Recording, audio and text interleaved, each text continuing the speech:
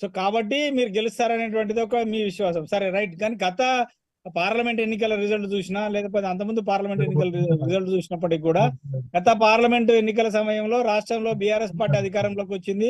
Just ఒక 3 నెలల వ్యవధిలో సేమ్ ఇట్లాగే ఇదే 3-4 నెలల వ్యవధిలో జరిగినటువంటి మరి ఎన్నికలలో బీఆర్ఎస్ పార్టీ అభ్యర్థి కాకుండా కాంగ్రెస్ పార్టీ అభ్యర్థి స్వల్ప మెజార్టీతో కోమటిరెడ్డి వెంకరెడ్డి భువనగిరి ఎంపీ గెలిచాడు.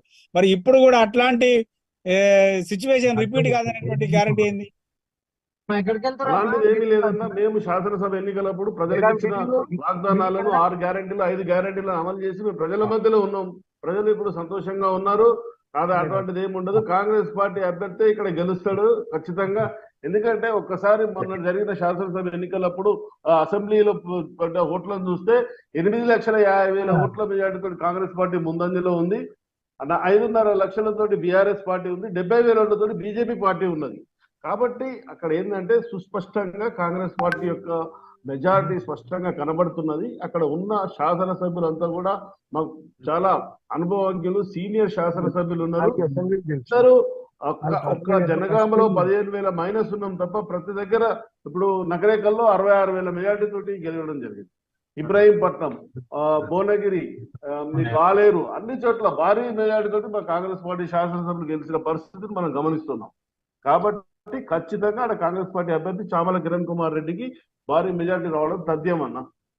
సరే, అంటే మీ స్థానికంగా ఎమ్మెల్యేలు ఉన్నారు, మీ పార్టీ అధికారంలో ఉంది కాబట్టి మీకుండే అడ్వాంటేజ్ మీకుంటుంది సార్. రైట్. ఇక బీజేపీ నుంచి బూర నరసయ్య గౌడ్ మాజీ ఎంపీ పోటీ చేస్తున్నారు. చంద్రమేందర్ గారు అభ్యర్థికి ఉన్నటువంటి గెలుపుకు ఉండేటువంటి అవకాశాలు లేదు. ఎందుకంటే భారతీయ జనతా పార్టీ నుంచి ఒక ఎమ్మెల్యే కూడా భువనగిరి పార్లమెంట్ నియోజకవర్గంలో లేరు. ఇంకా బీఆర్ఎస్ కన్నా జనగామ అసెంబ్లీ కాన్స్టిట్యున్సీలో ఒక ఎమ్మెల్యే ఉన్నాడు, పల్లారాజేశ్వరరెడ్డి. కానీ మరి మీకు ఏ ఒక్క ఎమ్మెల్యే కూడా లేకుండా భువనగిరి పార్లమెంటును బీజేపీ పార్టీ గెలుచుకోగలదా? మీకున్నటువంటి బలం ఏంది? మాకు బలం ఏంటంటే మా అభ్యర్థి, మా మోడీ మాకు బలం. రెండవది, ఓటింగ్ ప్యాటర్న్ అనేది ఒక ఎలక్షన్ డిఫరెన్స్ అవుతుంది. అసెంబ్లీ ఎన్నికలు ఉన్న ప్యాటర్న్ పార్లమెంట్కి ఉండదు, పార్లమెంట్కి ఉన్న ప్యాటర్న్ స్థానిక సంస్థల ఎన్నికకు ఉండదు. గతంలో మేము 4 పార్లమెంట్ గెలిచినాం. అప్పుడు రాష్ట్రం మొత్తంలో మాకున్న ఒక్కటే ఎమ్మెల్యే సీట్ గా సికింద్రాబాద్ గెలిచినాం, ఆదిలాబాద్ గెలిచినాం, నిజామాబాద్ గెలిచినాం, కరీంనగర్ గెలిచినాం. 4 సీట్ల శాసనసభ్యులు లేకుండా గెలిచినాం. ఇదే గత కోమటిరెడ్డి వెంకరెడ్డి గారు గెలిచినప్పుడు వాళ్ళ శాసనసభ్యులు లేరు కదా. Election pattern differ from one election to one other election.